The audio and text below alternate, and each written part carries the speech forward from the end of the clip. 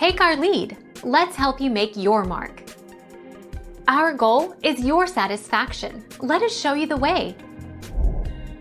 Paper test strips detect a hormone called human chorionic gonadotropin, which is produced during pregnancy. The test strip is treated with a chemical that changes color when the hormone is present. The electronics simply read the result from the paper test and then displayed the pregnant or not pregnant readout.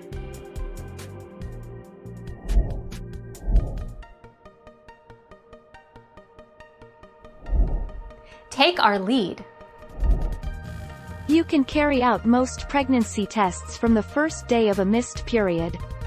If you don't know when your next period is due, do the test at least 21 days after you last had unprotected sex. Some very sensitive pregnancy tests can be used even before you miss a period, from as early as 8 days after conception.